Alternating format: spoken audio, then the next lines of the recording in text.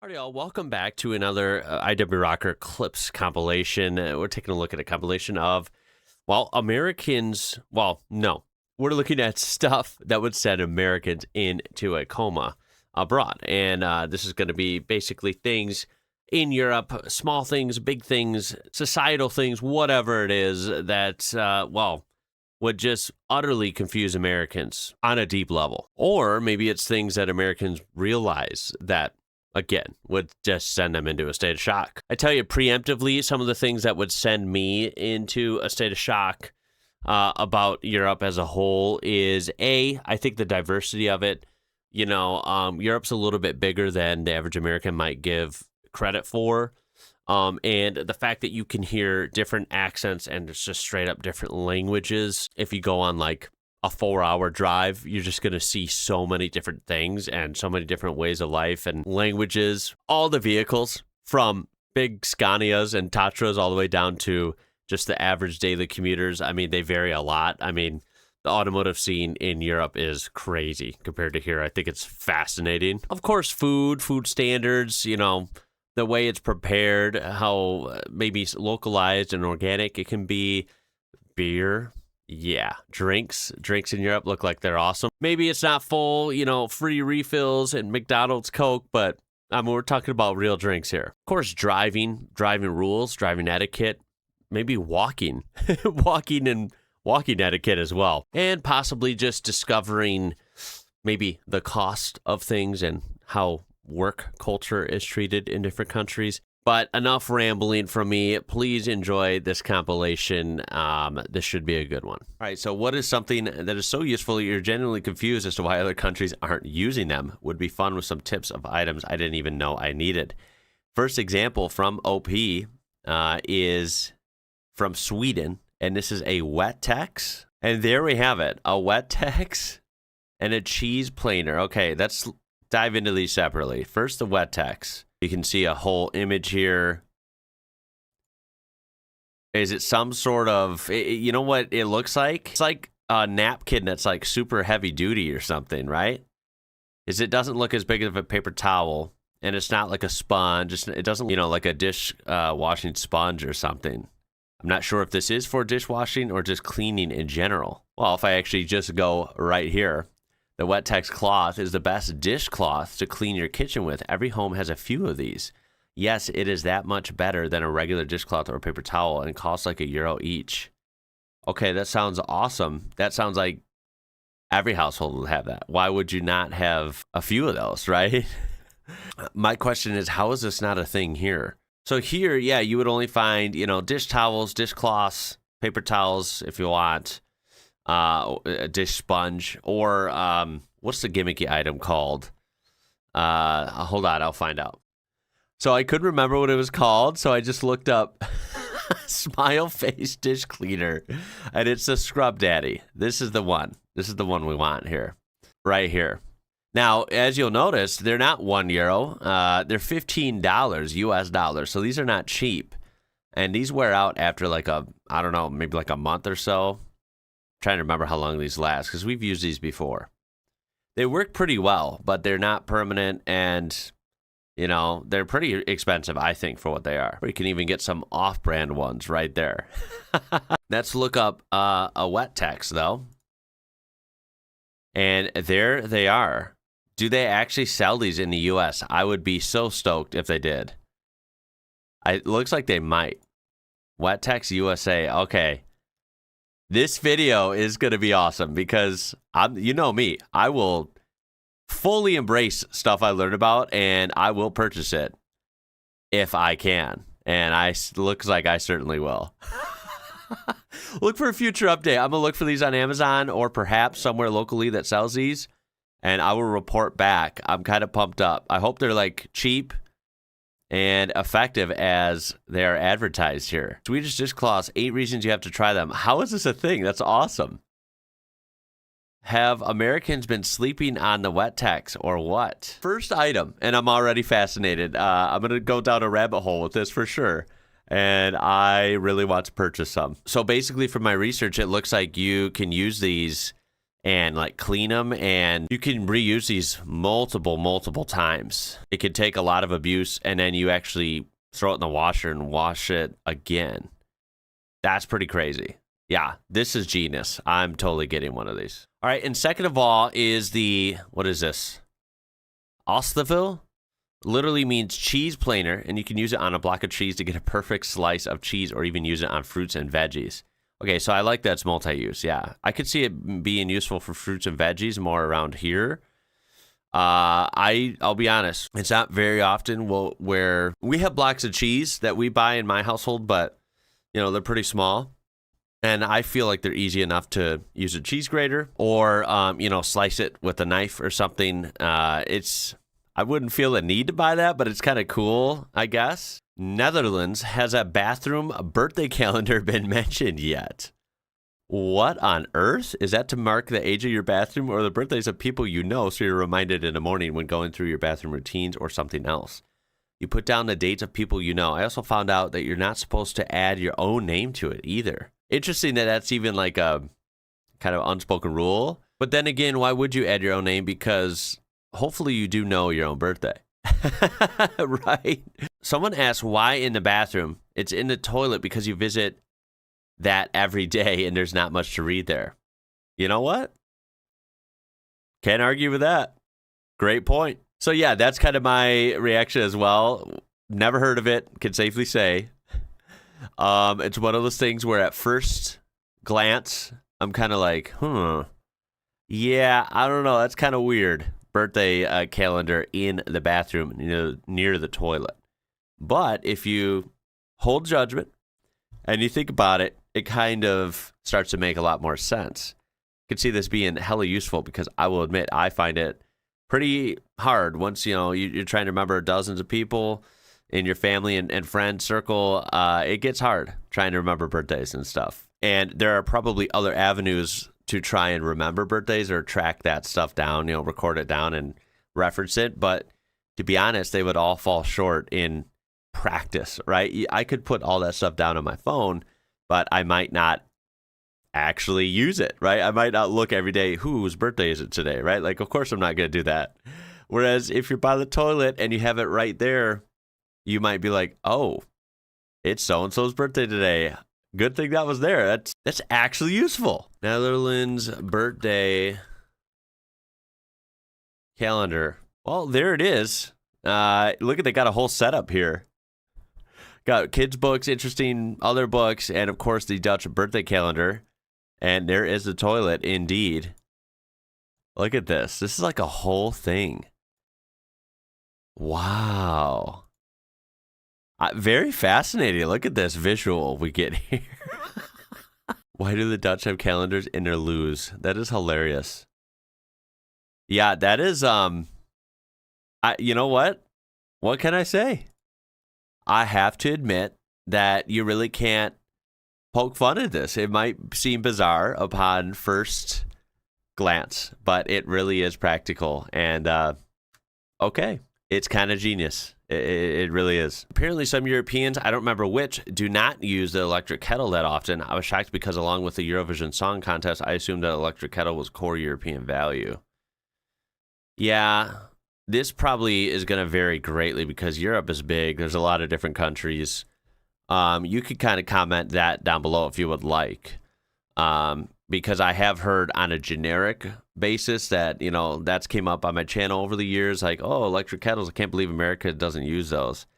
I would say as a whole, it's not the same. Like, we don't use them as much or know about them as much as the typical European maybe, but I think in recent years, maybe the last 10 years or so, I'm not really sure, but I think they're a little more common than people might think. We do have one in our household, and I think, from what I've seen and stuff, they're in all the stores. I think people do buy them more often than not here in the U.S. to some degree. Honestly, I think that's a good thing. I think they're very useful, and we were definitely late to the game on that. I have seen your Norwegian cheese planer in various countries in the EU, but a proper Danish-style cheese slicer I have yet to find anywhere else. All right, let's click. Oh my goodness, look at this. Wow. I love when it takes me to like a site from like a shopping site on a different country. Wow, these are cool. They come in all different colors. And I assume, you know, they have some very practical uses. I'm not quite sure if this is something that you can get in the US, but I'm just going to assume that it's not because I've never seen one. So there you go. Is this something that you use in your country if you're not Danish? Got to let me know. I'd say this would be ultimate rare or unheard of in the US for sure. All right, let's try this. I'm going to butcher this. Shuskopek bell pepper roaster. I think we have that technological marvel only in Bulgaria. Really? All right, and this is the site it links us to. There it is indeed. Just under 60 euros. Look at that. Wow. I mean, that's kind of cool. Look at how they're individually in there. You know, I kind of like this. And, you know, we have a lot of different, you know, ovens and devices and air fryers and all these different kind of gadgets for your kitchen here in the U.S. Definitely no shortage of stuff like that. But as far as I'm concerned, we don't have exactly this. I kind of like it. Then you have this, which I will not even try to pronounce. I'll save you the trouble. But this is essentially a dish drying cabinet. Now, I have heard of those in some older videos that I watched a while ago where it was going through different, you know, aspects of an apartment or house, I think in northern countries. I think Finland was where I saw it, but I bet they're in different countries. And I thought it was pretty genius as well. Now, of course, we put our dishes out to dry in various different ways here in the U.S., but I can't really say I've seen a dish drying cabinet. They might exist here in rare instances, not that I've ever experienced, but it's a pretty cool idea. People are actually saying that they've only really seen them in Finland and Italy. Funnily enough, just those two places. They're really not universal anywhere else. All right, now scrolling down in the comments, I found another example of a cheese gadget. We have a cheese slicer of a different sort here, and this thing is pretty wicked. It makes me hungry, for one. This cheese looks delicious, but, you know, you put it in here, this block of cheese, and I guess this, like, rotates around and slices it perfectly. Now, I got to admit, this one is really cool. And I doubt I could find this anywhere in the U.S. I've never seen such a thing. But again, I'll add this to the list of, I want this. I like this a lot. I'm just afraid I cannot find this anywhere. All right, so a while ago, probably a year or two ago by now, I did videos about bidets, how those are more common in other countries.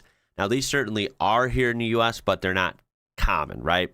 You can install them into your house if you would like at any time. You know, some houses already have them, but I would say as a general rule, if you're shopping for a house or buying a new house, it's not going to, you know, guarantee come with a bidet. So that's kind of where we're at in the U.S. They're here, but they're still not massively popular, whereas they might be in some other countries. But this is a bidet shower head. So you guys apparently have bidets in your shower and on the toilet. Again, seems practical.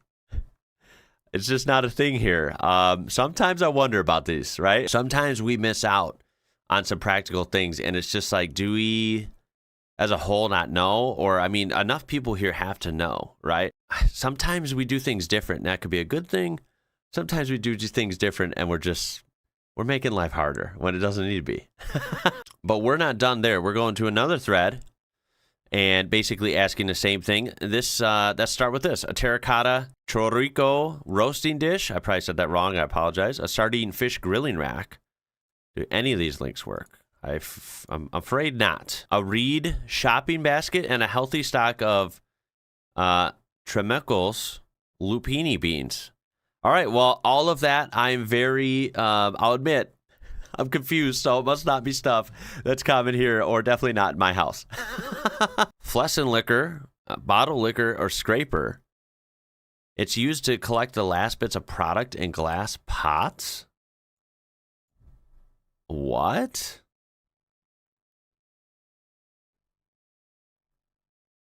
Interesting. Is this end part solid, or is it like silicone, something that's kind of flexible and can, you know, is it like rubber or silicone or something?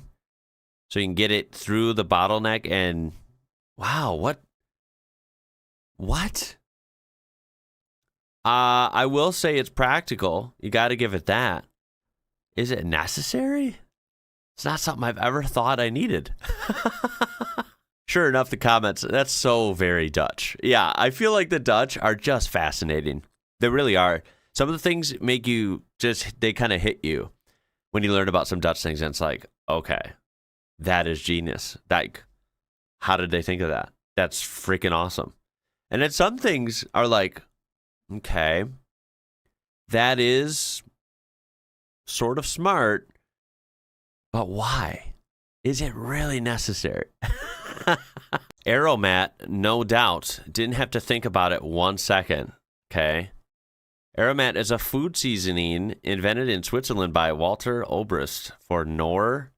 Yeah, we have this brand. I don't think we have Aromat, but that brand makes different seasonings and things. The Swiss branch of a German food company, Knorr, in 1952. Aromat was originally called whatever that is, which means plant extract in German. It's an all-purpose savory seasoning.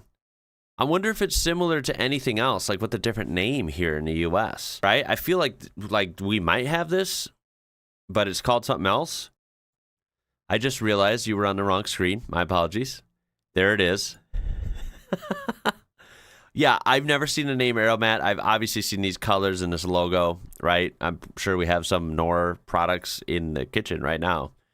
But basically, it's some sort of savory seasoning. I just wonder what it's similar to, if anything, and if it's something that we would have here in the U.S., just maybe called something else. All right, finally, towards the end here, let's look at some household items just from anywhere. These posts can be from anywhere that vastly improve your standard of living, but is often overlooked.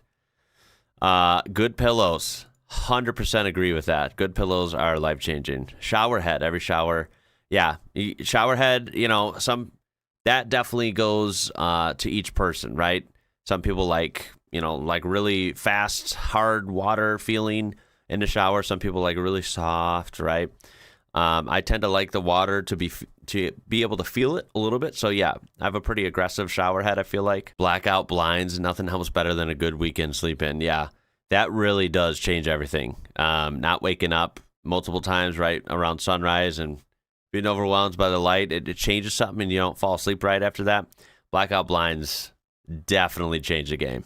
And what do you know, full circle, this is obviously 6 years ago, and I think in that 6 years they became more common here.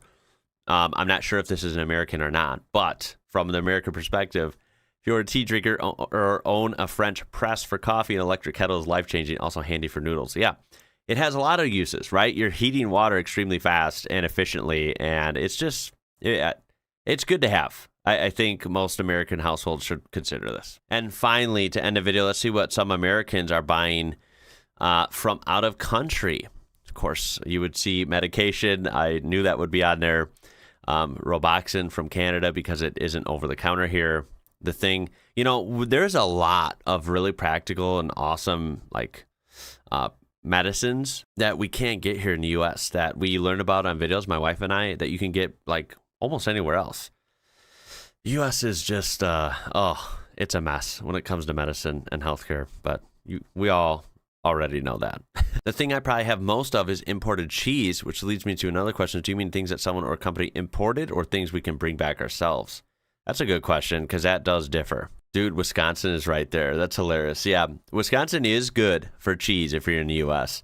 Now, I'm sure most Europeans would say it doesn't compare, and that's fine. But Wisconsin is damn good for cheese if you can't get your hands on some good European cheese. I buy skincare from Korea and Japan. Okay, that sounds legit. I don't really look at country or origin when I buy stuff.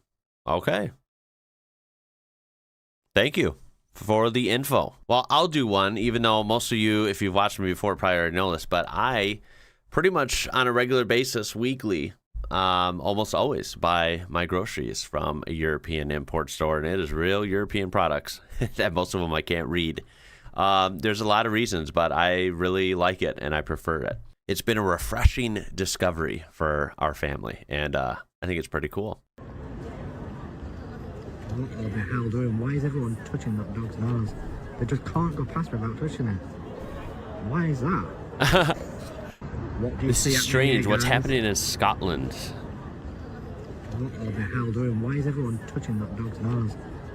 I guess it's a statue of a dog, and they're all touching it. Just can't go past without Is the nose of the dog literally discolored from all the oils of people's hands touching it. over the years, or what? Why is that? What do you see happening? Okay, so obviously I wouldn't know this. I wouldn't know why. Maybe it's not super strange. It could be like some pretty known, I don't know, tradition or superstition or something. Here, guys.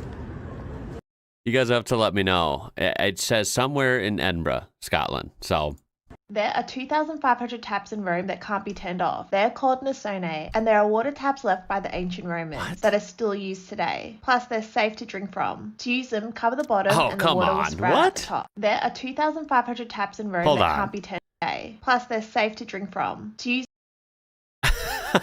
Look, I'm mind blown by historic things, especially in Europe, right? I mean, it's, there's no shortage of amazing historical places, items, what have you, in European countries, right? Now, this is super cool.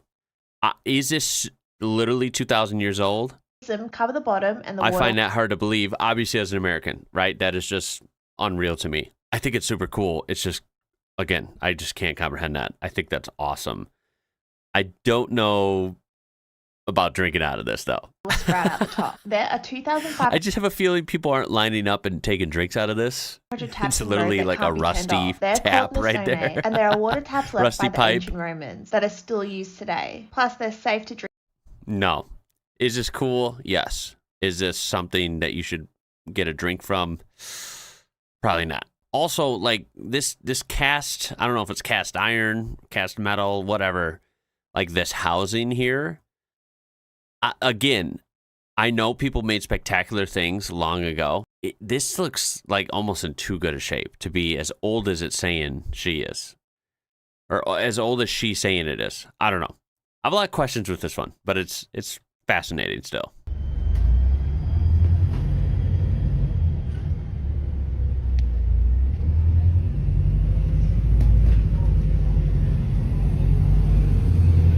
What the hell? It looked like a normal kind of like double-decker bus, but then as they get closer, you see trees, like tree branches, and they're literally trimming tree branches. What the hell? I suppose they have to do this because if they do have the double-decker buses and they're open on top, like you can't have branches hanging over and knocking people in the face, right? That would be less than ideal. The odd thing is, my head, I want to think of like if you're doing landscaping or city work, like you're in a work truck, not a literal bus that looks like a passenger bus. But maybe this is just a case of this is the best tool for the job, right? It's the perfect height. You're using that as the benchmark for the actual passenger buses. I don't know. This is kind of funny.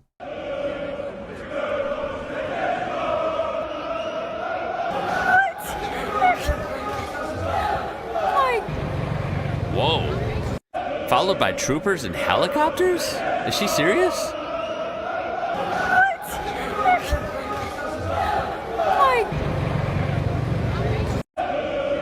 Battle cry. Okay, this has got to be surrounded around like a football tournament, right? Or maybe just a big game between rival teams or clubs.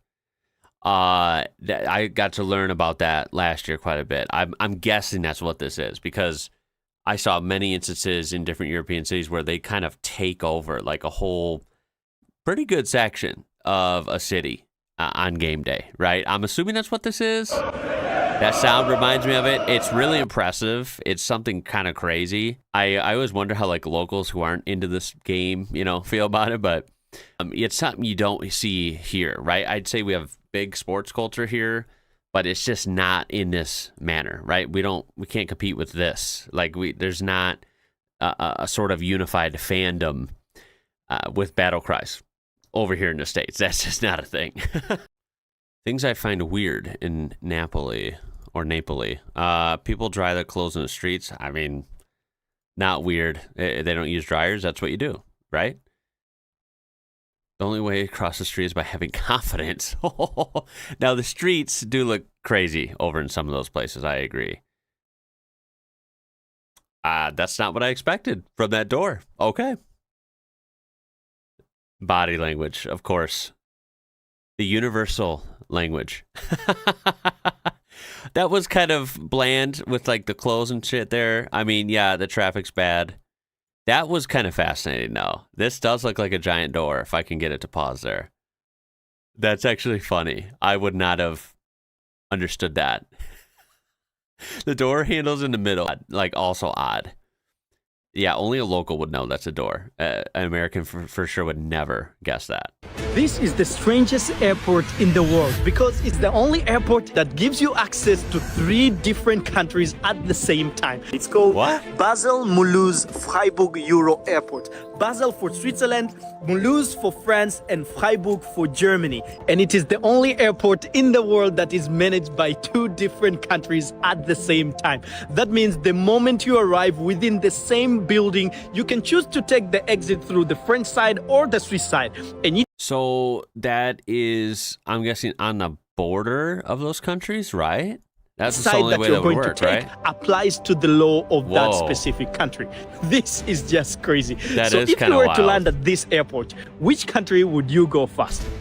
So you land, you get in there, you get all your stuff, and then you literally exit through doors with a flag, like, which country are we going to, right? It's kind of like, that's pretty unique. Yeah, I could safely say that's not your typical airport experience. Things I found bizarre about France, okay? When I try and cross the road at a zebra crossing, the cars won't stop. I don't know. I mean, I'm assuming... yeah, that's just up to the driver, really, right? And laws, but who knows? The French dog owners don't use the... Okay. I mean, that's nice that they have these. Obviously, if people used them, it'd be better, right? That they have these throughout the towns, I guess. Free dog poop bags. Gotcha. Well, yeah, bread, salad, fruits, they go off quickly because they don't, contain a crap load of chemicals or preservatives. I think that's why people go, from what I understand, people go to the market almost every day in European countries, like, for the most part, right? I'm sure everyone's situation is different, but, like, it's pretty common, right? That you don't have to take the car 30 minutes to the grocery store like some Americans do. So, we tend to stock up on stuff and not go every day, whereas you might just get groceries for what you need that night at the grocery store in France or wherever for a lot of people. My duvet keeps falling out of the duvet cover when I sleep in my bed.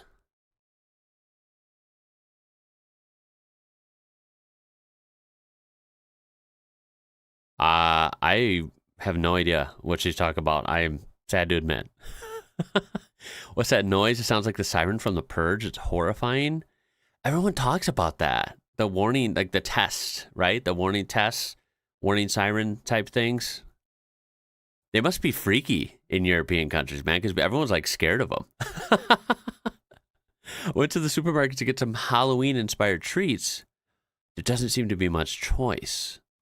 Halloween seems to be like, it's per country, right? I think most people might be aware of Halloween, but it just might not be super commercialized and, a grand holiday celebration in most countries. I think it's just very casual or almost non-existent in most places. That's what I seem to have learned. They celebrate autumn produce more and consume less sweet things. All right, that's it.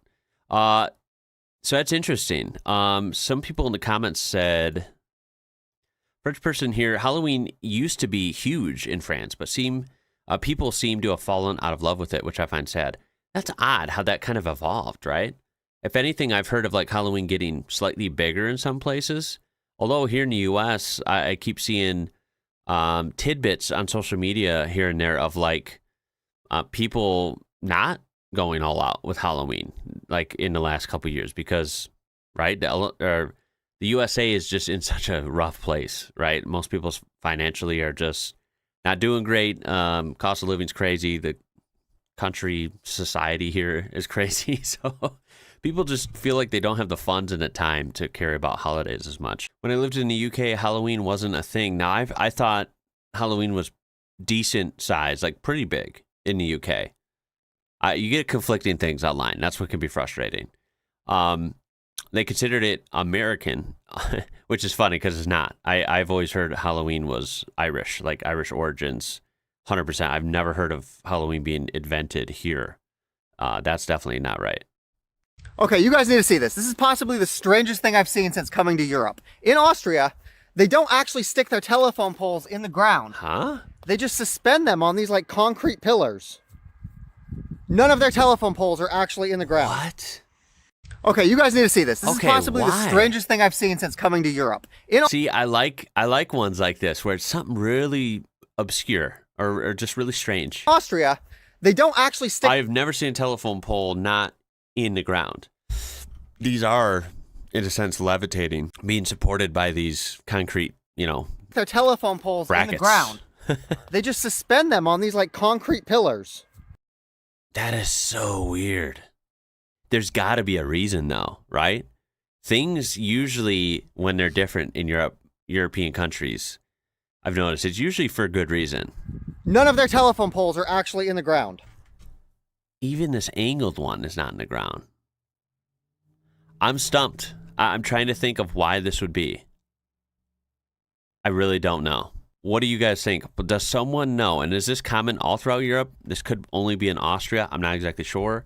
This is what's kind of fun to discover about different places. This is interesting.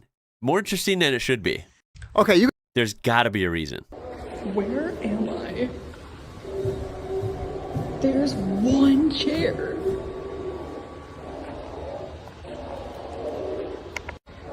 Ew, this is Where am creepy. I? A year ago today in Greece, we went to this museum where we were convinced it's stuck in a time loop. There's like 3 projection one screens or 2. One chair. It's like a long empty room. Yeah, there's 3. What in the hell is happening? Where am I? There's one chair.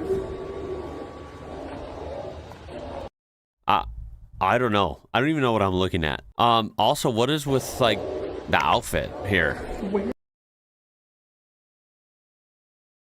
What is happening? Hey, so I've had this exact place in my dreams, and I had to keep on going back into different time periods or else I'd fall in the endless pit of nothing. Wow, that sounds terrible. I have not had that dream. I mean, this is pretty wicked. It's actually cool. It's also really weird. And I like how you go in to the mouth of this thing and it's got like real anatomy looking. Didn't expect that. The strangest Let's place go. in the world. This garden was built by a British millionaire who was kidnapped and held hostage in Ecuador. Colin Armstrong founded an agricultural Yikes. business in Ecuador where he still lives. One night, him and his mistress were snatched from their beds and while they were sleeping and taken away by armed men. Colin was held hostage before eventually being rescued by the Ecuadorian police. He's since built a garden filled with dark secrets and traps. Oh. On the surface, it looks like a family-friendly day out, but beneath your feet lies a labyrinth of tunnels that lead to a statue of the devil himself. Oh my God. Hell It no. started as a private project, but is now been opened to the public, so anyone can step inside and try and find their way back out. The garden is full of No interesting thanks. sculptures and secret doorways. A great day out for all the family, as long as you don't mind getting wet. Welcome to the Forbidden Corner, one of the strangest parts in England. Follow Leigh and him to discover more interesting places in the world. Okay, that place is freaky. What? Filled with tunnels, traps, secret doors. It's called the Forbidden Corner. Yeah, I'll pass. This is the weirdest thing I've seen in Europe. Urinal. Pee corners. What the hell? Oh my gosh. Oh. This is the weirdest thing I've seen in Europe. I could almost smell that through the screen. Yo, that is pretty wicked. Well, she got an education that day. This is what I'm talking about when we say, what are some of the weirdest things you've seen in Europe. Now, of course, thankfully, the description tells us this is in Portugal because we all know the country of Europe, right? Gotta love that. It will never end, unfortunately. I've given up hope. But in Portugal, now I assume this might be a thing elsewhere. You guys will have to tell me. But at least in Portugal, they have corner urinals. Yeah, that's different. That thing's got some miles on it, or some kilometers on it. That's seen some stuff. I love how we've seen some of the most cleanest, most advanced kind of restrooms ever in Europe in past posts, and then we have this. The contrast is absolutely hilarious. Just wait until you see this. What on earth is this? What on earth? Ooh. Just wait until you see this. That's eerie. What on earth is this? This is in Nottingham. Please, can anyone tell me, have they had the pleasure of seeing this in person? People say in the comments that it's actually a good idea. It's kind of to deter drivers from like driving fast. So they have bollards, and then these are essentially bollards as well. They just happen to be, look like small people or children. That's really interesting. I guess it's also to, stop the cars from pulling up here and parking. That's what someone else says in the comments. You have to let me know if those are the actual reasons. I imagine it must be something like that. Because if you, with the exception of people that might travel the street every day, most casual traffic and or tourists or whatever, right, are going to turn on the street and they're going to see that and they're going to just slow down. They're going to be like, what the hell is this? Is there that many people walking in the same color outfit? Or those statues or what? Either way, it's going to make you be more aware and slow down. So I guess it's doing its job. This is super eerie, though. Like, some about it is almost a little freaky. Weird things you would only see in... I mean, this guy's literally painting a clock, like behind a screen or something. I have no idea what I'm looking at. It's Amsterdam. Okay, cool. This ought to be good. Amsterdam, I've heard, is unique, you could say. There you go. there you go. No explanation needed. And the duck store and wild pigeons just everywhere. Not a care in the world. And whatever that is. All right, Amsterdam, I see you. Another day, another weird European shower. Even European showers can be weird. According to this person, by the way. Now, is this a little bit different? Sure. Different than you would see here. But there's a lot of different types of showers, even here in the States. I've had many types in places I've lived. This is not confusing to me. I don't know, right? You just... open up, get in there, close it up, right? It's pretty straightforward. It's kind of unique how it's like half cylindrical doors like this, but I don't think it's that weird. I don't know. This is apparently in Norway. I'm sorry, but I disagree with the poster here. It's not weird. Like, dude, just open the door and get in there. Like, do you need an explanation? A city built for millions, but empty streets for miles. Riga, Latvia. Honestly, it looks really pretty. Something about the snow in the brick looks cool. And, of course, the architecture. So apparently it says in the description that Riga is one of the strangest places we have been. It looks like a huge city that there should be millions of people crowding the streets, but it's empty day or night. Walking around, you will only see a handful of people everywhere. Makes for a nice visit to the Christmas market. The people you do meet are friendly and welcoming. The city is beautiful and reasonably priced, but where is everyone? So obviously I wouldn't know. You guys have to let me know. I was under the impression that Riga, Latvia was a pretty decent sized city. I've heard good things about it as well. I just don't, I've gotten mail from there as well. Like, it seems like a cool place. I've never heard of it really being empty. That does sound rather bizarre. So I don't take this video with a grain of salt. If this is an accurate representation, then why is it so empty, right? I understand it might be cold or whatever, but lots of cities are cold. Are weird foods that we eat in Spain. Okay, the first one will be morcilla, which is like a sausage made of pig's blood, rice, or onion. Then we also eat Might be orejas, okay. which is pig ears, mollejas, which is a part of the throat of an animal, callos, which is made with morcilla and the stomach of a cow, and then higadillos con tomate, which is the liver of a cow or a pig with tomato sauce. See, These are okay, weird foods that last for one a pig. looks good. It doesn't look bad. Some things like literally look bad, right? This one actually looks good. Some of these other ones didn't look the most appetizing, but then again, this is my American lens here, right? You got to keep that in mind. The U.S., right? Our cuisine's a lot different, a lot more not traditional, and, well, quite frankly, a lot more playful fake foods. Like, we all know that, right? So it's kind of funny seeing traditional foods from different places always seem a little bit jarring or alarming to an American, right? And these certainly are. I have no doubt in my mind that some of these are probably delicious, right? I tend not to, like, knock on food like, oh, that's disgusting, right? Especially when I've never tried it. Now, I'm a human being. I can certainly say that some of these I would be hesitant to try or I'm not sure about, right? And I think that's fair, especially when I haven't, grown up with it. But these sound interesting. A couple of those I'd rather not try. If I could not remind myself what it is, I'd probably try this one and then maybe the first one. You'll have to let me know if you've tried these, or maybe if you are from España, if you eat these all the time.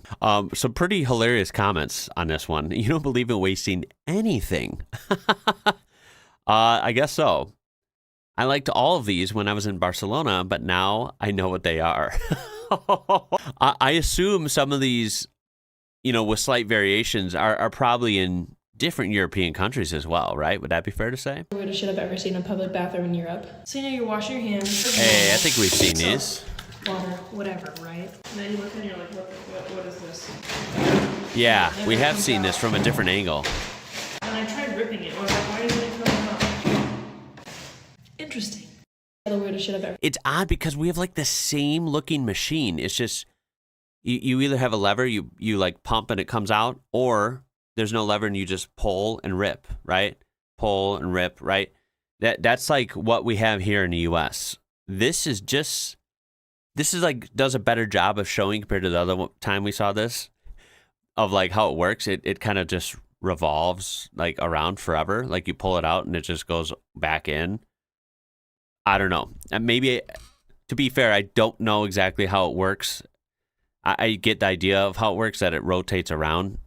What I don't get is how it stays hygienic and clean. That part I don't understand. That being said, I do think this is odd, right? Weird things you can find in Europe, part 2.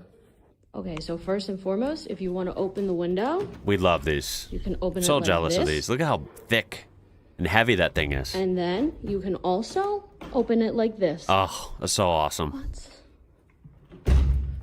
Do think you guys should have screens though. The blinds. But this is so cool. No blinds.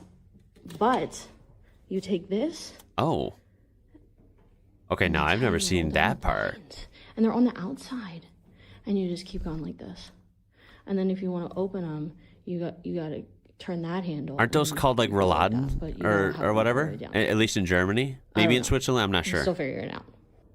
So you can bend that rod 2 different ways, and that's how you lower the blinds. That's pretty cool, actually. They're genius, though. I'm telling you, if I ever get windows, they are genius. They are.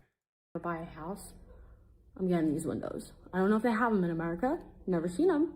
I've never seen these ever in the U.S. I would like to think, I guess, with the right amount of money, anything's possible.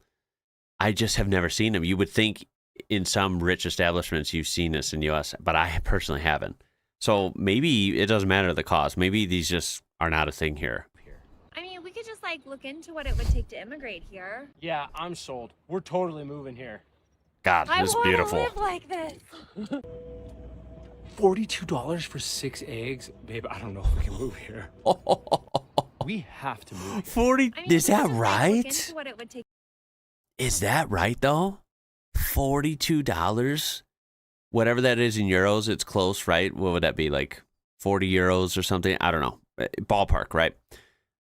That is a lot. I don't know if they're making that up. I couldn't see the price myself. I'm almost thinking that has to be fake. I've heard that Switzerland is very expensive.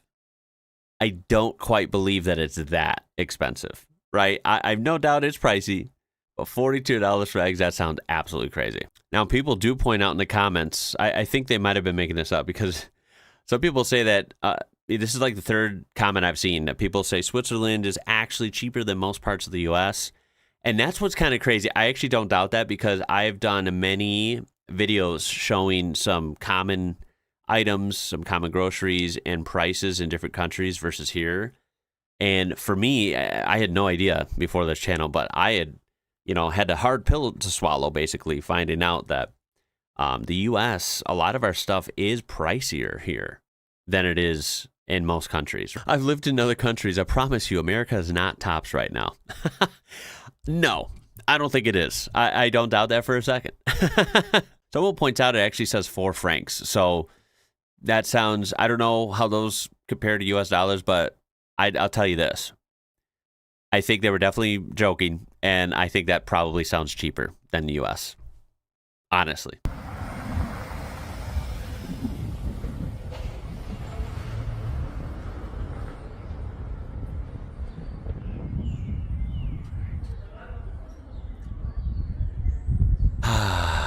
So this is supposedly in Sicily.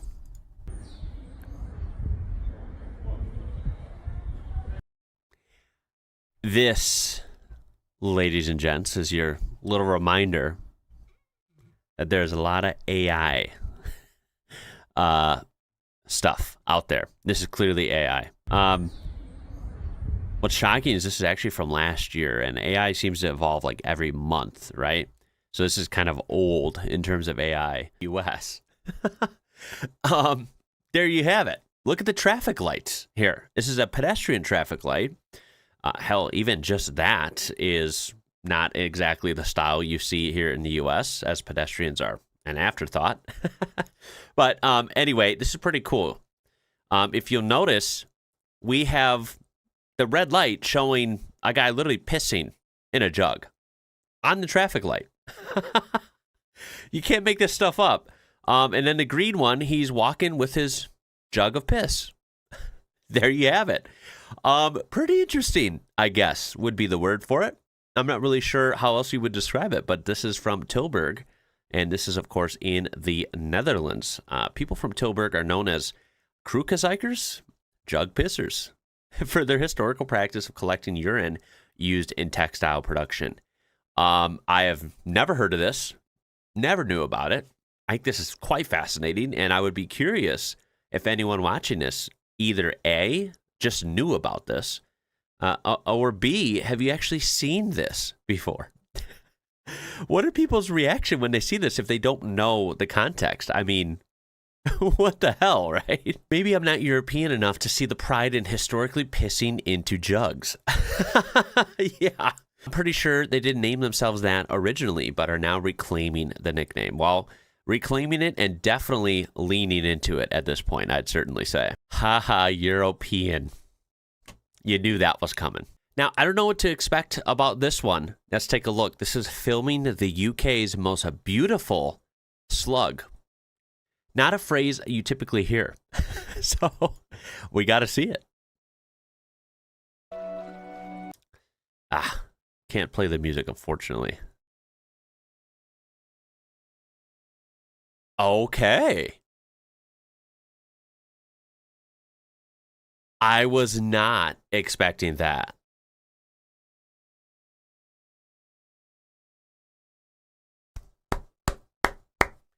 Hey, give credit where credit's due. Maybe I am ignorant. I don't typically think of slugs as, well, I don't really think of slugs much, but if I were, I usually think of them as slimy and, I don't know, brown in color or something like that. Dark green, something like this, right? I've never thought of that. I have to admit, it is certainly rainbow, and it's kind of beautiful. You're kind of right. What is this? How does such a slug exist? I'm assuming this is pretty rare. Maybe it's not rare. Maybe it's super common wherever, this area is, but great job on the videography there. It's poisonous, right? I don't know. This is a highly upvoted comment. So perhaps it is. I mean, usually in nature, super bright colored kind of rainbow animals usually are poisonous, right? I think that's kind of like a something to go by just to be cautious, right? But apparently, if you touch it, you start speaking Cockney. Like I was saying, in nature, there's a general rule that bright colors means poisonous. It's a genetic mutation where predators have eaten enough bright-colored pretty that they get sick or die, then avoid them. It's common for frogs. I usually make shit up, but this one is true. Well, there you go. That's reassuring. And real quick, speaking with the interesting colored animals theme here, this is something I also did not know about. So I think we've all heard of albino animals, right? When they're extremely pale, almost white, lacking color, right?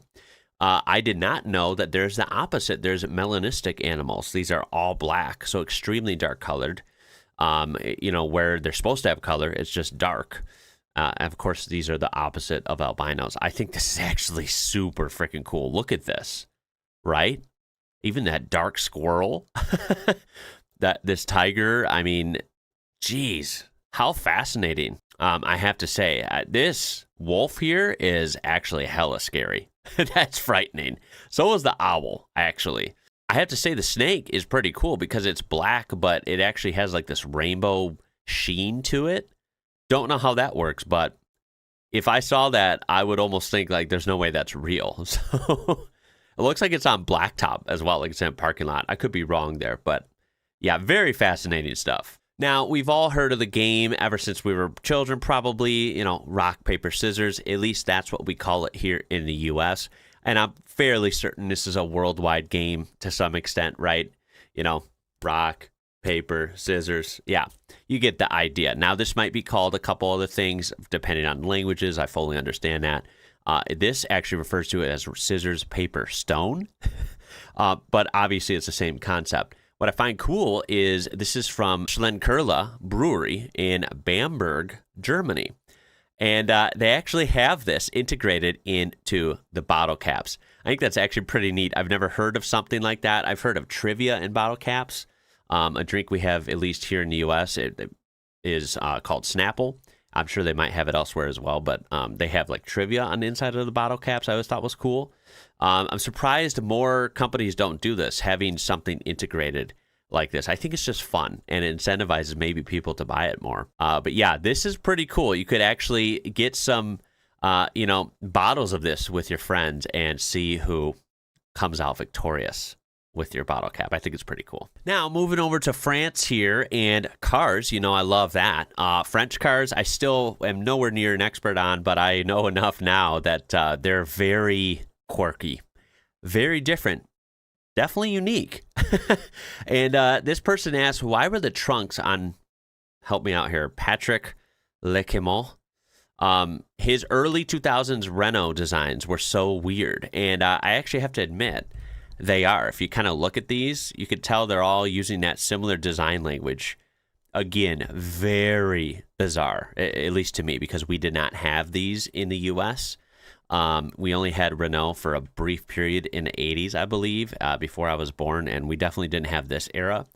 So I've never seen these in person, but I have to say, I might have seen a van like this at a museum once. It was a French minivan, and it looked very odd to me.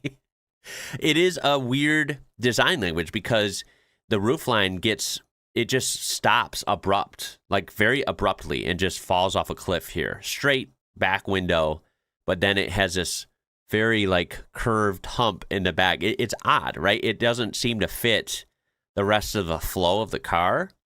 I'm sure it's intentional. It's just definitely different and pretty bold. I feel like this is a love it or hate it. I don't hate it because I like different cars, especially when it's cars we didn't have here. So I won't say it's a beautiful or super, attractive car.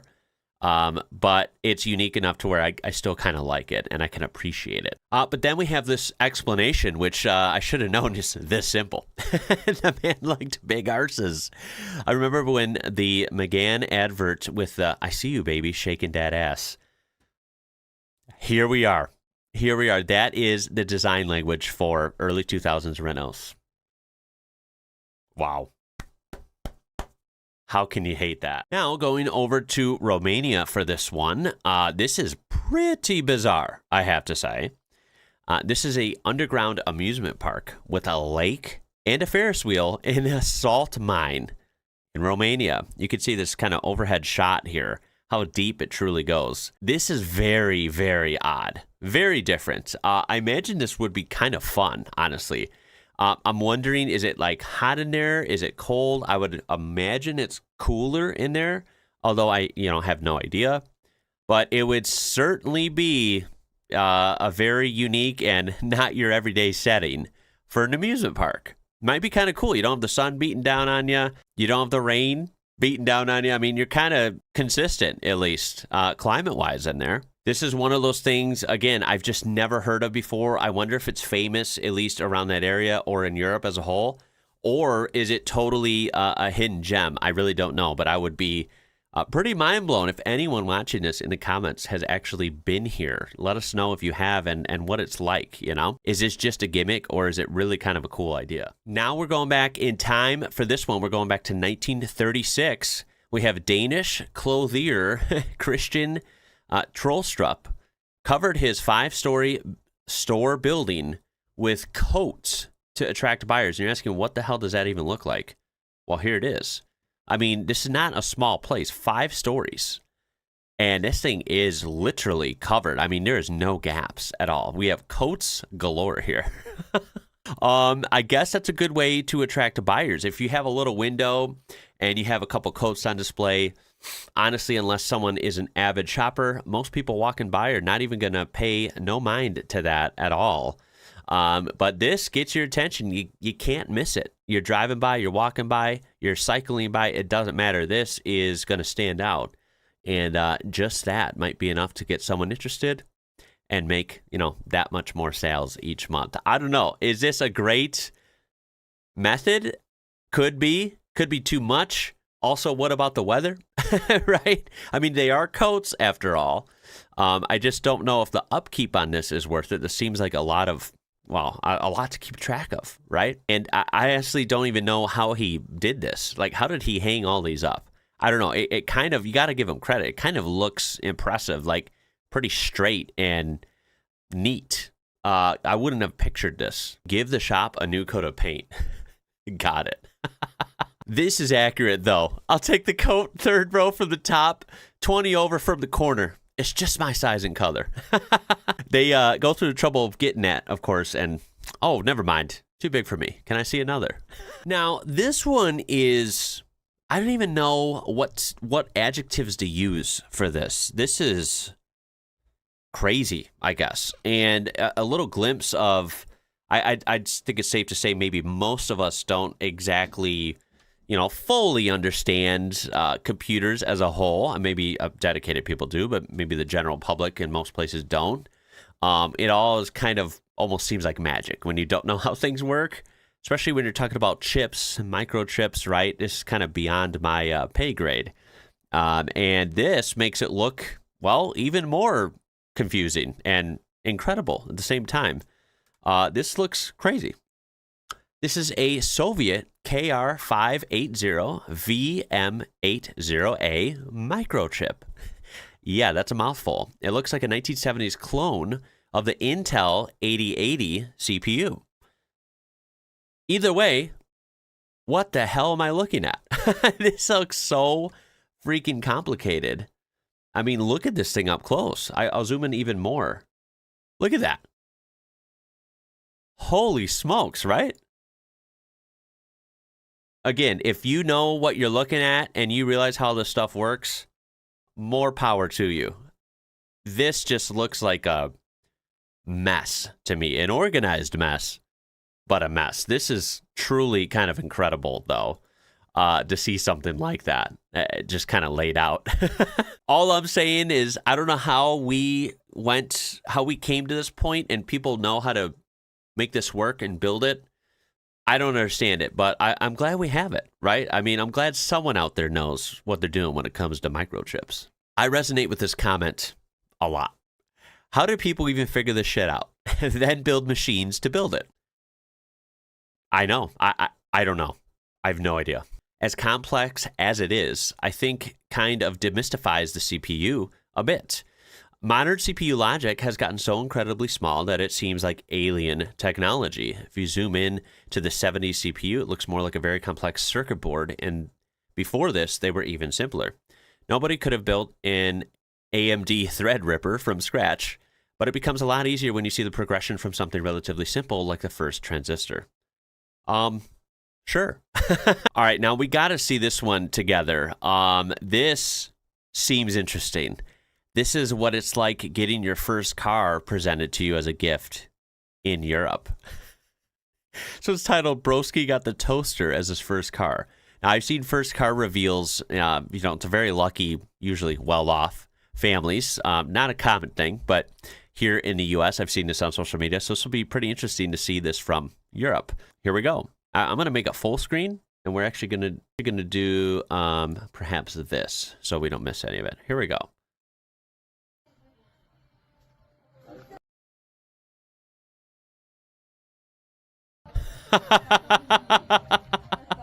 Oh my god, it's got the bow and everything. That is absolutely hilarious. He has no idea yet. Here we go. Oh, what's he gonna think?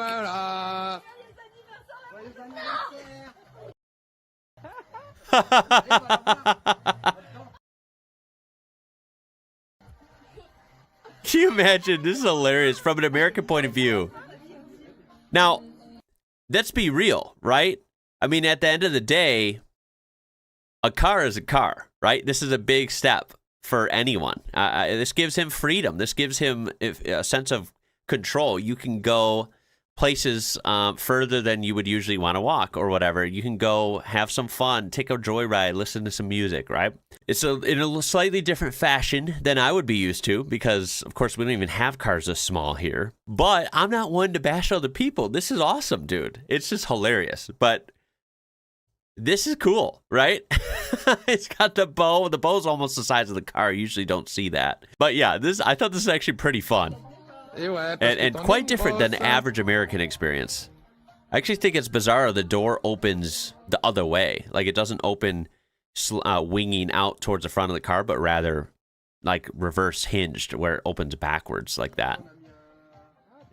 That is actually hilarious though. Oh, and the other door opens this way. This door is front hinged and that door is rear hinged? What the hell? This is in France. I'm super assuming because it looks like the French plate designation there.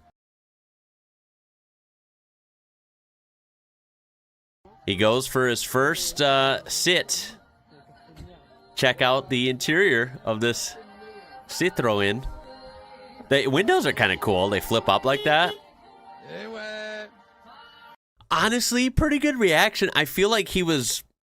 I don't know if he was shocked. It didn't look like he was mad, so that's good, right? Because that would be kind of crappy if he was really mad and like pissed off, like, what? This is what you got me? You know, like it seemed like a nice, genuine, thankful reaction. Maybe a little bit shocked, but I think he's pretty excited. And I like that, right? Of course, like you can't expect to get a big truck or a Ferrari or something for your first car. That would be ridiculous. And I think he's nice and humble and knows that. And it's cool to see. Also, I don't think his family has to worry about him speeding around in that car. Every teenager wants freedom. Ami is a freedom. Well said. In 1906, Sweden voted to lighten the blue of their flag. Today, there's a small debate about whether it should return to its darker shade. What do you think? I would be interested to hear from any Swedes in the comments. I didn't actually know this was a thing. We do have stores like IKEA, right? Here in the U.S., there's actually a restaurant near me that's like a Swedish, Norwegian kind of fusion restaurant, and they have the flags out there. So I see, this flag even here in the U.S. in my area, and I've always thought it's very iconic. I think it's a very beautiful flag, and it's always the lighter blue. I didn't know there was actually a darker blue version. It's funny. I actually kind of like both. I think this is iconic because this is all I know. So I'm used to the light blue and the yellow. I feel like it's like the sky, right? And it's very bright and fun. It's a pleasant flag. The darker blue one looks very handsome. It's not as bright and bubbly, but it looks more, I guess it does look like more historic and more mature, possibly. I don't know what I like better here. I kind of like both. This one sounds like it's going to be odd. We're going to watch this together. Apparently, this one is under the weird forum. And this one is hearing a raven speak Russian is one of the most terrifying things I've ever heard. I'm already mind blown, and I haven't even seen this. What the hell are we looking at here? Here we go. Hopefully there's no music, just what we need to hear. Молодец. Молодец какой. Молодец. Пока. Молодец. Сейчас очень много снимается сказок. Руш, ты меня перебиваешь. Ты в курсе? Конечно. Конечно.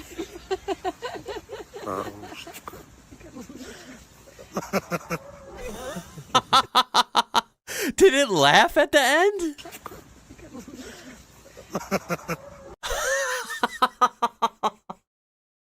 All right.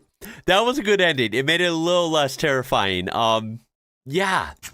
That's weird. I didn't know this was a thing. I know there's birds that can learn to make noises and learn to speak, so to say. Ravens are just honestly incredible. Very intimidating as well. And hearing one speak Russian, yeah, that's not something that was on my bingo card. I have never heard of or even thought of that. I gotta say, pretty scary. It would be scary hearing that at night. Yeah, you're walking down the street and this guy's perched up on a post, a light post or something, or a tree branch, and he starts speaking that, and you can't even see him at night, of course. Yeah, that's pretty haunting. All right, we're going to look at a couple for this one. This is the most underrated, easily accessible natural landmarks in the world. People weigh in.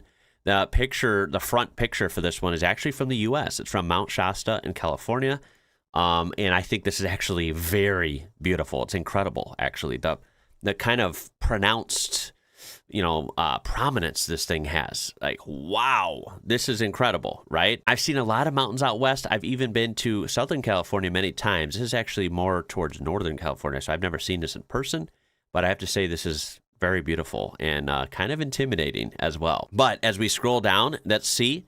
We have the Picos de Europa in northern Spain. Not exactly a secret, but perhaps not especially well known internationally. I did not know about this one. So there you go. Let's do this. Yeah, that is incredible. This right here, that doesn't even almost look like a mountain, right? It's just like a huge, smooth-looking stone. It's really cool, actually. The whole range as a whole looks incredible. But these jagged peaks with this kind of guy in the center, this is majestic as hell. I did not know, or I would have never guessed, I guess, that this was in Spain.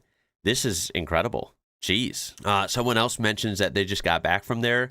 I am an American, and I had never heard of it before we started researching our trip. I started asking several European friends from Belgian, Italian, German. None of them had heard of it either. I was so surprised such an epic range could be kept that secret. We stayed in Potes and didn't run into any other tourists except Spanish. Such an amazing place. There's another picture of it in a more kind of gloomy, cloudy day, but it still looks equally ominous over there. Yeah, this is incredible. Like I said, I just have never even seen this or heard of it. Someone else adds Muntanya de Montserrat, just outside of Barcelona. It's accessible by transit and about an hour from the city on the train. So this is not too far away from Barcelona. And you can see, again, wow. It looks like you're up in the sky. Like these are sky islands almost. Very, very cool. Then we have this one in France. This is Aiguille-du-Midi. This is pretty underrated since it's near Mont Blanc. Accessible via cable car. Wow, this is absolutely incredible as well. You can kind of see how prominent this is. Very snowy as well. With the clouds rolling through, it looks very majestic. Very majestic. It makes it look extremely tall. Again, this is in France. Now, again, like people do know, if you know anything about geography, you would realize that like France and Spain and stuff, like they do have mountains and great natural landscapes in certain places, but some of them are truly exotic, and maybe people don't realize that, you know, when they think of France, they might not think of this picture. Pretty cool. This is Howth, Dublin, a short 30-minute train ride away from the city center. So again, not that far at all. Wow, look at that. It looks like you're on like the edge of the world almost. It's such a unique aesthetic. I like how the sky and the water almost match, right? It almost messes with your head a little bit. You know, where the water meets the sky. It looks so cool. And for me, as someone who lives really far inland, you know, I'm next to Lake Michigan, of course, which feels like almost an ocean when you're on it, when you're on the edge of it because it's so big. But it's still, as someone who's not generally around this kind of view much, I mean, this is just very exotic to me. I think this is incredible. You have the beautiful greenery, and then, like I said, the blue everywhere. You also get a view in the distance of, you know, still these hills and part of the island there. It's very cool. And then finally, we have this in France. This is sand dunes, actually, right on the coastline. I didn't know this was a thing either. Has anyone seen this? I've never even heard of this before. Now, I had to throw this in. This is soccer or football. This is from the Canadian Premier League. A bicycle kick goal in the middle of a blizzard. You literally can't get more Canadian than this. I would have to agree. That's pretty freaking Canadian. I've never actually seen football played in rain, let alone snow. I didn't know that was a thing. Kind of incredible to see. I mean, these guys must be freezing. I don't know how they keep their traction or their footing. I don't know how they hit the ball. I mean, this just looks like times 10 on the skill level. I have to admit, though, they're doing incredible. And this guy literally did a bicycle kick in the snow. If he doesn't get some sort of trophy or recognition for that, I don't know what would. This is pretty damn cool. Meanwhile, over in Copenhagen, someone cut a straight line out of the clouds. Which one of you in Copenhagen? Who cut the clouds? Just took a knife and went whoosh, clean straight line. That is very odd. I mean, it is literally straight. That almost doesn't look natural. If anyone has any idea how this even happened, I'd love to know. Great pictures that were captured here. And I have to say, I've seen some weird cloud stuff, like probably most of us have at some point in our lifetime, but I have never seen that. This is cool. The first ever Monaco Grand Prix in 1929, won by English-French racer William Charles Frederick Grover Williams in a Bugatti Type 35B. I can't even believe there's footage of this. Of course, Monaco still looks beautiful, even in 1929, right? And to think this is so early, yet we were racing cars in 1929. I think that's so cool. You know, how different are these race cars compared to, 2025? I mean, wow, right? How dangerous were these, Also, how much faster were these than a regular car in 1929? Like, were these super advanced still, like super different than a regular road car? Or back then, was this barely more than a paint job and a number? You know what I mean? Like, how modified were these compared to your normal, road going car? I don't know. But regardless, pretty freaking cool seeing footage that old. And it looks like a good turnout as well. So Monaco racing history, runs deep. It goes back 100 years just about. And we're going to end it with this one. This is something called the coastline paradox. Now, I've never actually heard of this before. But the coastline paradox says the length of a coastline changes with how closely you measure it. If you use a big ruler and draw long straight lines, you skip over all the craggy bits. But if you use a smaller and smaller ruler, you catch more detail and end up measuring around individual rocks and boulders until the measured coastline approaches infinity itself, while the surface area remains broadly the same. And you can see a demonstration here, right? I mean, ruler size 100 kilometers, you see the very simplified outline. Then you reduce that to 50, you get a little more detail, although not perfect yet. Then you reduce it to 1 meter. You get hyper detail, but then the coastline becomes relatively infinity, which obviously isn't correct either, because it's still a number. It's nowhere has infinite coastline, but by mathematical terms with this kind of method, it doesn't really work almost. You see, it's the same isles, right? But the coastline gradually gets a lot bigger. And we're talking hundreds or thousands of kilometers here. So I find this kind of fascinating because when we look up, if I were to look up the coastline of Britain, or I was to look up the coastline of the US or wherever, right? How do we know how it was measured? How do we trust it, right? I mean, it's kind of odd, right? Either this is very fascinating or it's simpler than this and I'm interpreting this wrong because, like I said, there's no such thing as infinity in the physical world. Obviously, this physical coastline has a number. It has a limit.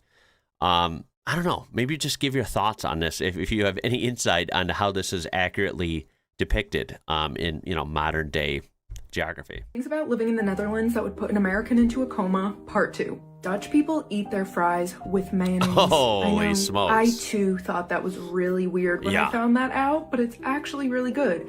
However, definitely would put an American into a coma. Dutch people have... Yeah, right off the bat. So I really like fries. A lot of people do, right? Especially Americans, right? And I have two kind of opinions on this. My first impression is, what the hell? Fries with mayo, that sounds like, nah, not it. Also, I'm someone who just doesn't like mayo, right? Coincidentally, I'm someone who doesn't really like ketchup all that much either. So I have my fries either, plain or with ranch. And I kind of realize that I can't make fun of or think it's weird that Dutch people have fries with mayo when I have fries with ranch. I understand this. So I guess I'll keep my mouth shut. Have the tiniest sinks in their bathroom that you could just wash your fingertips with. What? And it will always cause an overflow when you wash your hands in that sink. So definitely putting an American into a coma because in America, the bigger the better, Is that for real? Tiny sinks? Can we look this up? In Netherlands. Tiny sinks in Netherlands. Okay, it does say it's a famous quirk of Dutch bathrooms. Typically, let's see, images. Oh my God. Look at this.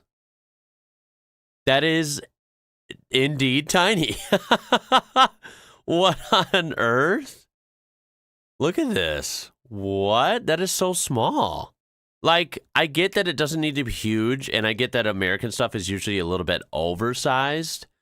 But come on. Right? Why are they that small? I wonder if there's actually a method, or a thought behind it. I mean, that looks hilariously small. What the heck? I guess I can't knock it till I try it, but based on visuals alone, I feel like that would definitely not work too well, but you'll have to let me know if I'm wrong there. And saving the best for last, in the Netherlands, they have something called a dropping, where parents will drop their children off into the middle of the woods, usually at night, and the kids have to find their way back home. They don't have a phone or anything. They're just raw dogging it. I did not believe this one, but I asked my Dutch husband, and he said that's very true. Anyway, stay tuned for part 3, because I have a lot more, but I was not ready for that. We hear a lot of different things on these videos, and some of them, are a little lighter than others. Some of them are pretty wild. This one might top them all. Dutch people out there, Explain yourself. That is wild. I'm going to go off on a limb here and assume that this is not everyone, not, every single child goes through this, but if I really kind of think out of the box, I suppose, there's some survivorship skills that everyone should learn, and, being able to keep, calm and collected in a stressful situation and try and, think critically and be able to, temporarily take care of yourself even at a young age is, necessary and good to learn. But my God, is that harsh? Is there no other way that we could do this? Oh my God. Look, I'm fair. I'm open-minded. I try and hold judgment. But I got to say, guys, if the Dutch be dropping kids off in the woods and say, good luck, see you at home, that's the goal. You got to get home. You're on your own now. Whew, y'all wild for that. Okay, wait up. Red alert. We do have a little bit of an explanation here. Okay, dropping happens at school camp. Parents don't just drop their children at a random day in a random forest. Whew. That sounds a little bit more legitimate, perhaps a little bit more controlled. Okay, a little bit higher success rate. That's a relief, and I kind of, I kind of get that a little more, and it makes me feel better. Okay, wow. The way she made it just sound like people pull up, no context, way out of the city in the middle of a forest road, kick the kids out of the car and say good luck. Right? That's cold. That ain't happening. Good. These are things that we do in Spain that I think will send an American into a coma. Okay. Supermarket edition. Oh. Okay, number one will be that in most supermarkets Yes. in Spain, shopping carts are attached to each other. And in order to deattach them, you have to insert money. And in order to get it back, you have to bring back the cart to their spot and attach it again. To get your money back. This is to make sure that people don't leave their carts anywhere and they bring it back to their spot. I like this system a lot. We do not have it on a Moscow in the U.S. The only store that does it, at least that I'm aware of, is coincidentally not an American store. It's Aldi, of course, and that is a German store. So they do that here even in the U.S., and it's a great system, right? People get it. The first time, maybe if you've ever been there, American would be like, yo, what is this? But it makes sense, right? Because a lot of other stores can be sloppy. People don't take care of the carts. They just leave them in them aisles. It's really irks me. Actually, it is annoying when you're trying to pull into an open spot and you realize someone left a cart at the end of it or in the middle, whatever. So yeah, I do appreciate this system. It has not been adopted, amongst all the stores here. I don't know if it ever will. It's rather interesting. But yeah, this is a good system. And Americans that don't go to Aldi would not know about this. That's true. Which I think is really smart. Number It two is smart. is that you Seems have like to all pack your stores own have it. groceries. One of the things that surprised me This the most one. when I first moved to the U.S. was that someone moved back the groceries for me. I felt so bad. Number three It is that weird. in order to touch produce, We make our cashiers stand all day, and we also make them bag. Now, they're supposed to have a bagger and a cashier, but I've noticed, at least like when I was younger, that's how it used to be. And it just seems like over time, companies keep cutting and cutting and cutting costs, and to the point where they just cut half their workforce too. So everyone's, supposed to do like 3 different jobs now instead of having 3 people do 3 different jobs, if that makes sense. So yeah, unfortunately, I see too many times the cashier standing, they got to scan all your stuff, and then they have to bag it too. Now, I tend to help bag because I'm buying the stuff. I can, bag my own stuff. I don't see that as a problem, but I see plenty of Americans just stand there and wait for them to finish everything. It's kind of awkward, in my opinion. you have to wear gloves. In Spain, in the vegetable and fruit section, you will have the little bags to put your fruits and vegetables and gloves right next to it. That's smart. If you don't wear them and you touch the vegetables and stuff, people are gonna look at you like you're nasty. Another thing. There are situations like more in bakeries, I guess, where in self-serve, like kind of bakeries and donuts and stuff, ironically, like we do have gloves that you're supposed to put on to grab stuff and then dispose of them, right? But somehow with produce, that's not the case. We have the bags that you can put your produce in, but there's no gloves. So that's kind of funny. I don't know why we don't just kind of finish, like, go that extra mile if we have that capability, right? So that makes sense. Yeah, kind of weird that we don't do that. Will be that when you go to the fish market area in the supermarket, all the fishes have their head on. And this is honestly one of the things I miss the Not most. the case here. In a lot of supermarkets, we have these machines where you That put is so oranges, cool. So freaking cool. And you get freshly squeezed orange juice for your house. How cool is that? As real as it gets. We appreciate real stuff, and real stuff's getting harder to come by here. I've only seen one of those orange machines once at a store in like Nashville, Tennessee, on vacation quite a few years ago. But none of the stores near me have it. Like you just, you get the regular cartons of orange juice. That's all you get. There's no fresh squeezed orange juice in the store. That would be really cool if there was, though. Things that happen in the UK that would send Americans into a fucking coma. First thing, we've got the crackheads. I'm not being funny. You will see the maddest shit. And I promise you now, the crackheads in the UK are nothing compared to other countries. Like, I'm not being funny. I was walking to work the other day. I turn around. I look at the other side of the road. There is a man in a wheelchair with one leg. He is obviously disabled. There's a man perfectly fine, not disabled. They start scrapping it. He has a bag in his hands while scrapping it. Oh my God. I told my manager, I swear to God, he probably did not believe me. Next thing we've got is the... Sadly, I don't know if she's unaware, but we do have those in the U.S., especially in big cities, right? Go to the rough parts of Chicago, New York City, Los Angeles, Skid Row. Unfortunately, you'll get your fair share. So to imply that the UK has those and the US doesn't, I'm sorry, but we do. We definitely do. We probably have more. British school system. I'm not being funny. This would quite literally send American kids into a fucking coma. Imagine someone called Chad, a fucking high school bully, trying to steal a UK roadman's lunch money. I'm sorry. I'd piss my knickers. And also, I feel like UK schools are so much more strict than American schools. Probably. I will get in such a big rant about this. The power that teachers think they have over us is absolutely nuts. It is insane. Looking at number 3, we've got kids growing up in pubs. I feel like if your family goes to the pub, you're just always there, and you grow up now, that's around different. A bunch of drunk old men.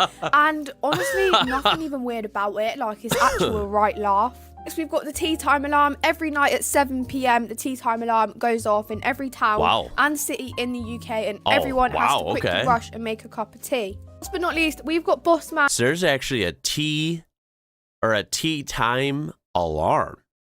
Damn, that's some serious stuff right there. That's serious tea culture. No, we don't have that. And in the corner shops, I'm even shitting you when I say that they will actually serve 12-year-olds. Just sneakily pass it under the counter, and it's all good. It's calm. Things that happen in... All right, started out a little weird. The rest of that list, solid. Things about Denmark that would send an America into a coma. Having to pay for sauce? Holy smokes, these go too fast. Hold up.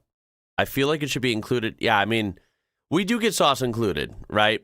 I mean, there's things we do kind of well, right? When it comes to the free refills, sauce included. Although some places, it just depends. Some places give you one sauce. And if you want to, if you want 2 or 3 sauces, you actually do have to pay a little bit extra. It just depends on the place. So it's not always a guarantee. But at least coming with 1 sauce should be standard. That's at least our, what we would think.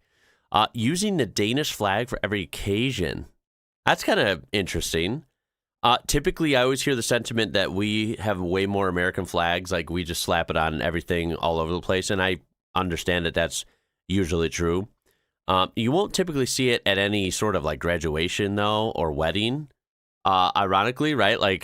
We do like to put our flag in a lot of places. But if it's a private event, unless they're a, super proud American patriot, they're just, that's no need for that, I guess.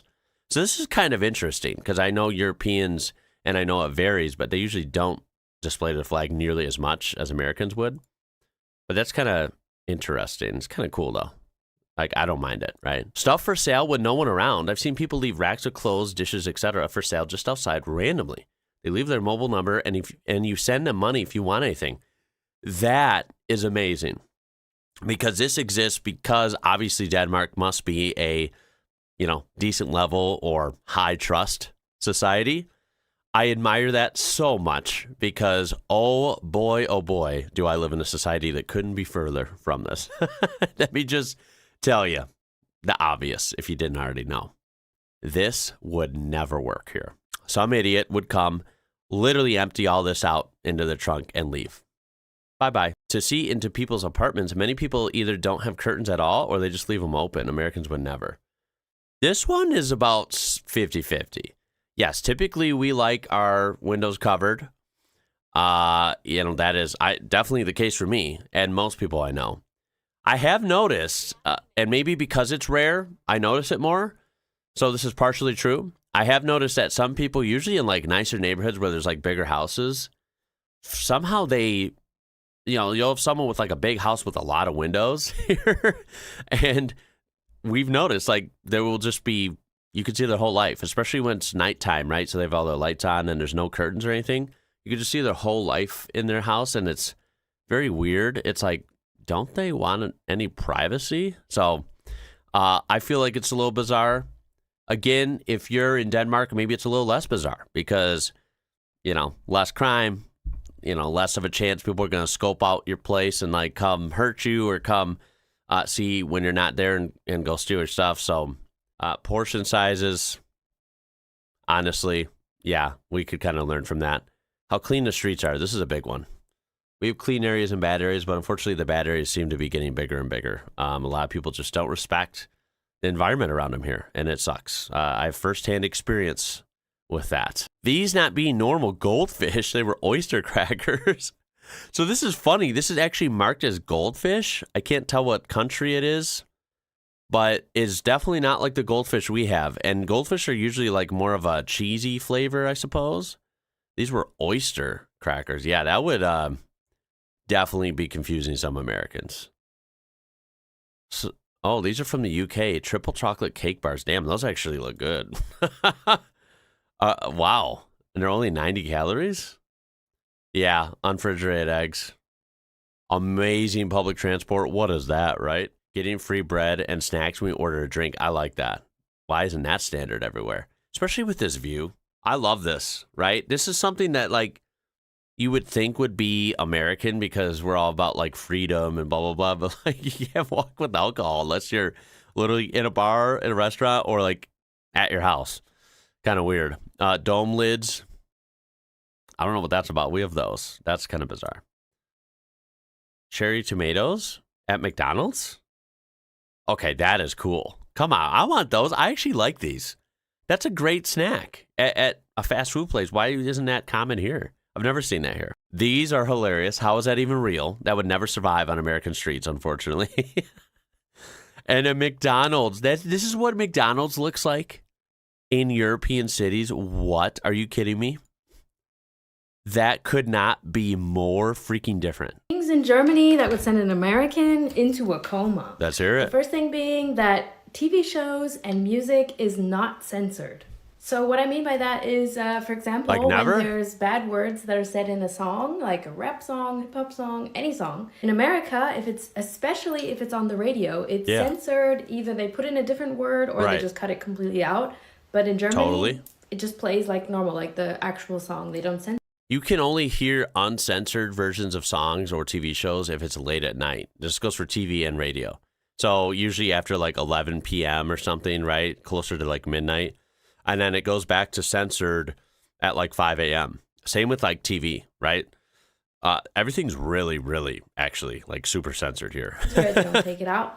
They definitely leave it in. That's hilarious. That I definitely had to get used to. I mean, I don't mind it. But no, I don't mind it. It's just coming from jarring. America and then hearing in public these words being said in the songs, and you're like, are they allowed to say that? Is that allowed? I guess so. This is allowed, but yeah, it's allowed. The next thing is that Halloween is definitely not a holiday here. I mean, it's celebrated a little bit, but definitely not as much as in America. In America, you literally, like, the whole month of October is like Halloween party after Halloween party. The problem is it's become, like, I like holidays, so I don't mind them becoming somewhat bigger because it's fun, right? But at the same time, they've become so commercialized, right, with social media now and stuff.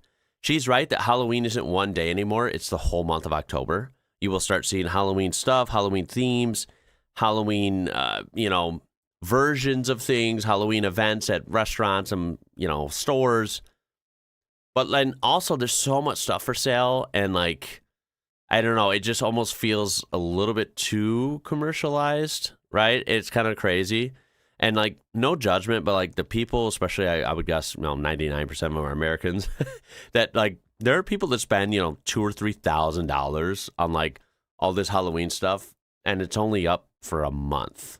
So that's kind of weird, in my opinion. But we have our own party, trick or treating in every neighborhood where kids go around. But here, I mean, in my apartment building, people kind of do that if there's a lot of families that live there. I suppose it's possible. Maybe anywhere. Not directly in the city, maybe like a little bit outside of the city, for example, people go trick-or-treating, but it's definitely not really a holiday that's celebrated so big as it is in America. Also with costumes, every time I dress up for Halloween, I do feel like I need to be something very clockable, so to say, very obvious as a costume, because like I said, it's not really celebrated here, so nobody really has like niche costumes or things like that. But in America, dude, in America, costumes too used to be, when I was a kid, they were like $5 or $10, I think, maybe 20 tops.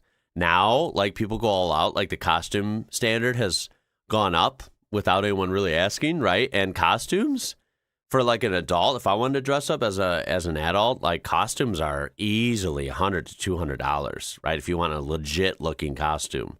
Under that, it's going to be like really poor quality, even if it's $70, $80, which is a lot of money. And like kids, like even if you have a 5-year-old, their costume is like $50 or $60 minimum. It's crazy. Would send Americans into a coma. I just took a health and beauty trip to Turkey, and the cost of everything really surprised me. First, I went to a luxury dental clinic and got a crown for $185. Then hair extensions at a Turkish salon for $500. I got schmoschmocks from one of the best dermatologists in Istanbul for $2.50 a unit. Stopped in for a $20 Hilux, only cost $2. My hotel was only $40 a night, and since I always use the Google Flights Explorer, I don't know the prices of all these things, especially like the beauty and healthcare things towards the beginning, but I know that all of these are probably way less than the US. And the things I do know the prices of, way less. That is insane. feature, I never spend more than $700 for flights to Istanbul. You know what's crazy is that, I guess I've heard this before, is that some people get some health care related things done and procedures, whatever, right?